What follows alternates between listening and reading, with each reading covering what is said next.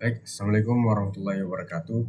Perkenalkan, nama saya Wahyu Anwar dengan NIM 241031031. Nah, pada kali ini saya akan membuat video penjelasan mengenai tugas analisis manajemen pengadaan distribusi dan juga transportasi. Nah, di sini saya akan menjelaskan sedikit fungsi dan peran dari pengadaan. Nah, pengadaan itu berfungsi memastikan ketersediaan bahan baku dengan kualitas yang baik, harga kompetitif, dan waktu pengiriman yang tepat. Nah, adapun perannya yaitu secara strategis, pengadaan itu membantu perusahaan mencapai efisiensi biaya, meningkatkan kualitas produk, dan menjaga keunggulan kompetitif.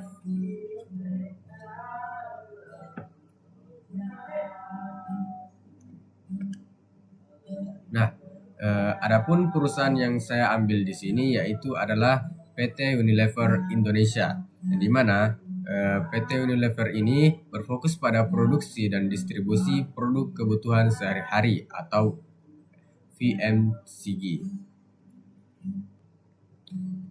Nah, adapun kriteria pemilihan supplier yang bisa diterapkan oleh PT Unilever Indonesia yaitu yang pertama ada kualitas. Jadi supplier itu mampu memenuhi standar kualitas bahan baku, misalnya standar keamanan, pangan, kemasan, dan juga kebersihan. Yang kedua ada harga. Jadi supplier itu bisa menawarkan harga yang kompetitif tanpa mengorbankan kualitas. Yang ketiga ada waktu pengiriman.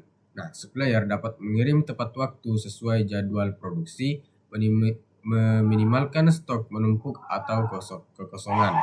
Dan yang keempat ada reputasi. Jadi, supplier memiliki track record yang baik, keuangan yang sehat, tidak bermasalah dengan etika dan juga lingkungan.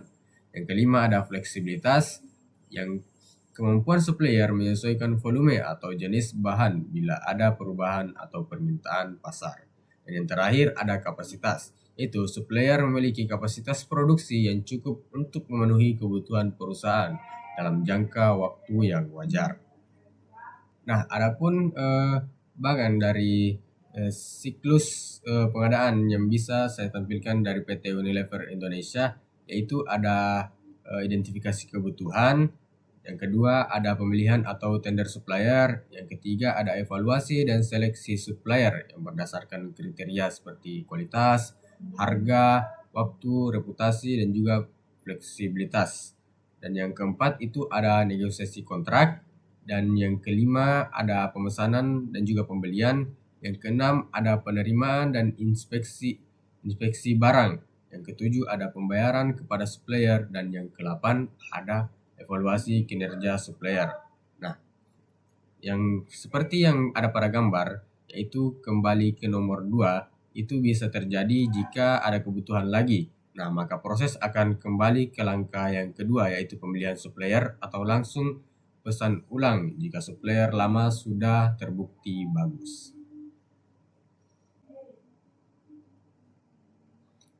Nah, selanjutnya hubungan antara pengadaan, distribusi, dan juga transportasi. Nah, jadi pengadaan yang baik akan menyediakan bahan yang tepat waktu dan tepat kualitas. Distribusi yang efisien akan menggerakkan produk jadi dari dari fasilitas produk ke gudang atau distributor. Nah, transportasi adalah moda atau sarana fisik penggerak barang antar lokasi. Nah, semua ini harus saling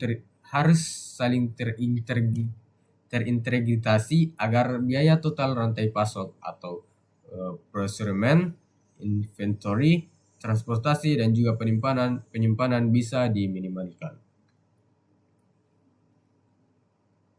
Nah, adapun strategi distributor dari PT Unilever Indonesia yaitu adalah cross docking, yang dimana kelebihannya yaitu yang pertama waktu distribusi yang cepat, yang kedua mengurangi biaya penyimpanan, yang ketiga menurunkan risiko barang yang rusak atau kadaluarsa, dan yang terakhir cocok untuk permintaan besar dan juga stabil. Nah, adapun kekurangan dari cross docking ini, yang pertama itu butuh koordinasi sangat tinggi.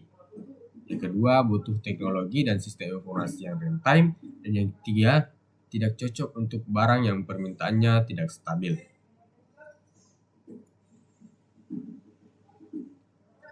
Nah, adapun transportasi utama yang digunakan oleh PT Unilever Indonesia yaitu yang pertama ada di bagian jalanan yaitu truk, dan di mana keunggulannya itu lebih fleksibel, bisa langsung ke retail atau konsumen, cepat untuk jarak yang relatif atau dekat. Nah, adapun kekurangannya yaitu biaya per ton atau per km bisa lebih tinggi dibandingkan rel ataupun laut. Nah, bisa juga terpengaruh kemacetan dan juga kondisi jalanan yang buruk. Nah, yang kedua itu ada transportasi kereta. Nah, keunggulannya itu biaya per ton atau per km lebih rendah untuk jarak yang jauh ya di darat. Nah, adapun kekurangannya yaitu jangkauannya terbatas, memerlukan pemindahan ke moda jalan di akhir maupun di awal. Dan yang terakhir itu ada transportasi laut, yang dimana keunggulannya itu yang sangat efisien untuk pengiriman antar pulau yang besar atau volumenya yang besar. Nah, untuk kekurangannya itu ada waktu transit yang lebih lama, membutuhkan sarana bongkar muat di pelabuhan, dan juga bisa terkena risiko dari cuaca. Adapun referensi dari PT Unilever yang saya ambil ini ada dua, dari analisis manajemen operasional PT Unilever dan meningkatkan efisiensi produksi dan distribusi, dan juga langsung dari websitenya. Sekian materi dari saya. Assalamualaikum warahmatullahi wabarakatuh.